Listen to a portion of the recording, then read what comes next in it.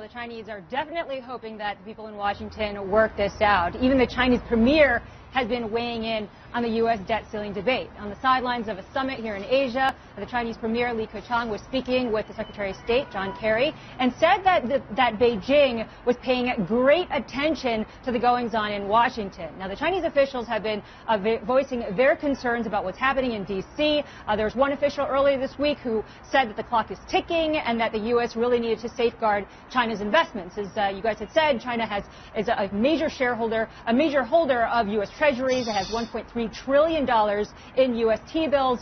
And what's really interesting is the way it's been playing itself out in the state press, because a lot of times when Washington has a misstep, that gets played up in the Chinese press. But this time, the reaction is much more muted. You see that the government it appears that the government is sensitive to the public opinion here, because over the past couple of days, there's been quite a bit of public anger online about what's going on in Washington. But a lot of that anger is not directed at Washington, but it's actually directed at Beijing. There are many people who have been questioning the government here and asking, why Beijing have you put so many of our eggs into one basket? Guys?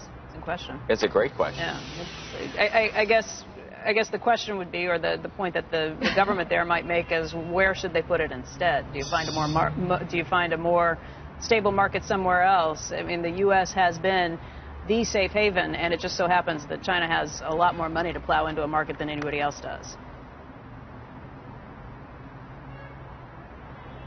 Well, that's definitely true. And so if you talk to, but a lot of people on the ground don't really understand that. In terms of whether or not we're seeing any sell-off or anything like that with U.S. Treasuries in China, I was calling a lot of people just because I was curious about this myself. So far, we haven't seen any signs, but a lot of the bond traders that I've been talking to said that they are sensing jitters, and they've been pointing at some of the data that came out of Japan recently. Some of the data out of Japan showed that Japanese investors have been selling foreign bonds at record levels last week. And also, just a couple hours ago, the Hong Kong Exchange issued a statement.